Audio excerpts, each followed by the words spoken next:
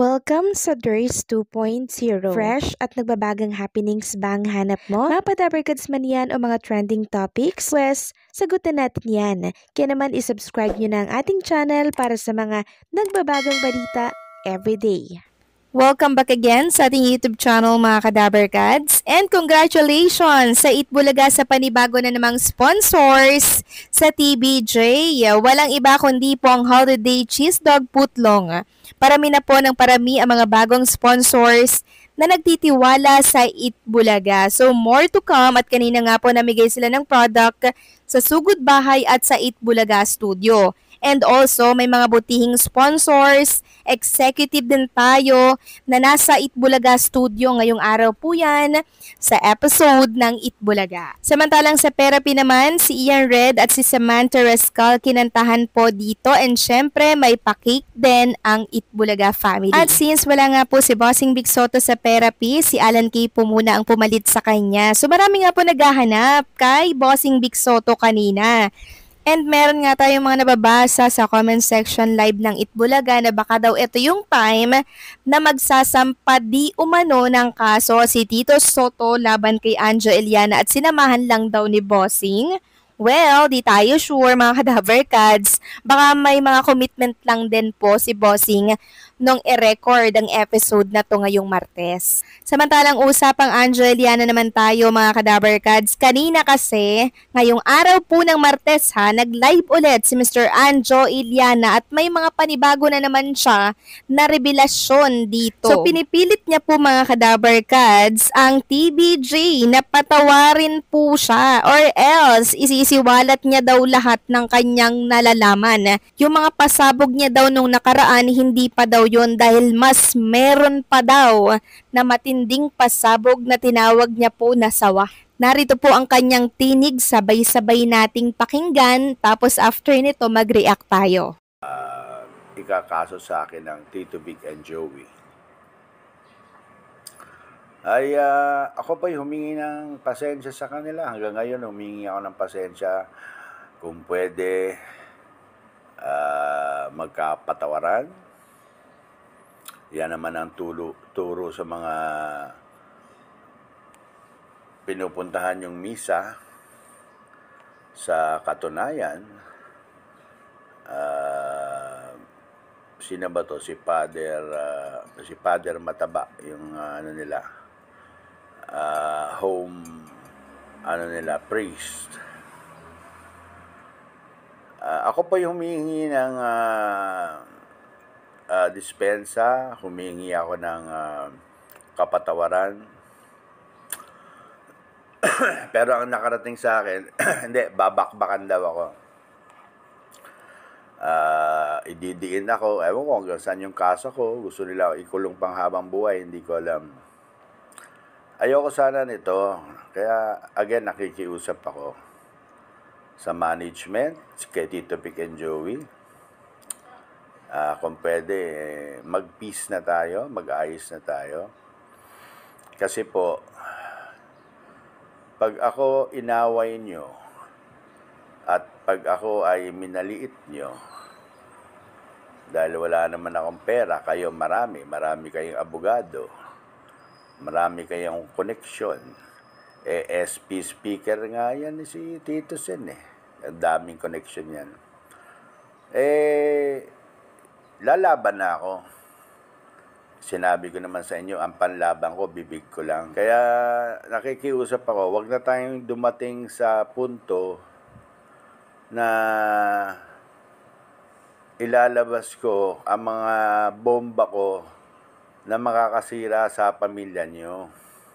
Kasi we are talking about immorality inside Itbulaga.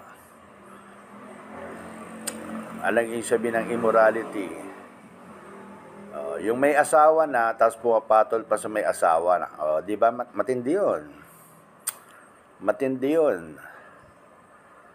At kay Leo Martinez na pinagtatawanan ako na bluff daw. Alam mo, dalawang klase yung bluff, Leo Martinez. Pare, Leo Martinez, si Don, ewan ko anong pangalan niya doon, Maik Manaog yata. si Congressman Manik Manaog. Dalawang klase ang bluff. Yung bluff, binabluff mo, tinatakot mo, pero wala namang bala yung baril mo. Yung isang bluff ay bluff na may live bullets. So, nung sinasabi ko nagbabluff lang ako, ang pinapalabas ko noon na tumigil na silang ka-atake sa akin at pinalabas ko lang na bluff yon yung sinabi ko. Pero, ang tanong, yung bluff kong bang yun, wala naman kasinungalingan lang ba? O yung bluff na yon totoo? Ika nga may bala sa loob na live. Anyway, kaya ako humingi ngayon ng sa Itbulaga, mag-isip kayo mabuti kasi hindi naman kayo lahat mabait na tao. Hindi lahat kayo malinis. Kaya kung ako ididiin nyo, ay mapipilitan na talaga ako magsalita. Yung mga pinaputok ko, labintador lang yon. Pag ako inipit nyo, ang papasabugin ko dito, mga sawa, mga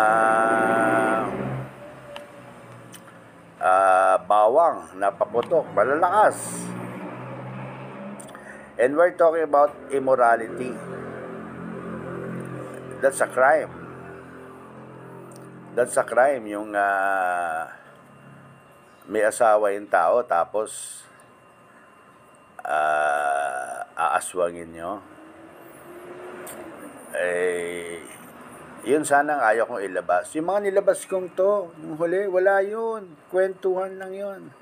Pero kung gusto nyo talaga ng away, ako'y nakikiusap sa inyo, humingi ako ng tawad, ayaw nyo akong patawarin, parang wala kayong puso, galit lang ang meron sa inyo, walang puso. Tayo sa puntong yon, marami po ang masasaktan, maraming pamilya ang masasaktan, at hindi malayo marami maghihiwalay. Alam ko yan, nandyan ako, nakikita ko Kaya, kung ready na kayo na makipagbati, salamat. Kung hindi kayo ready makipagbati at makipag-away lang, ay ang dami ko po ditong i-reveal na mga nangyayari dyan na immoral. Immoral. Kaya, patawarin nyo nila ako at mananahimik na lang ako. Yun ang pinakamaganda. At sa Itbulaga, inuulit ko, magpapasko na. Ay patawarin nyo na lang ako. O kung hindi, magkakagulo. Kaya sa management ng Itbulaga, kung willing kayo na ma-reveal ang lahat ng kalokohan nandyan sa Itbulaga, ay nako, ewan ko kung paano nyo i-handle yun. Pero nakikiusap pa rin ako, please lang, I ask for forgiveness. Talo nyo pa yung Diyos, hindi kayo marunong magpatawad. Inamin ko yung pagkakasala ko. Wala naman akong tinatago, nagkikwento lang ako.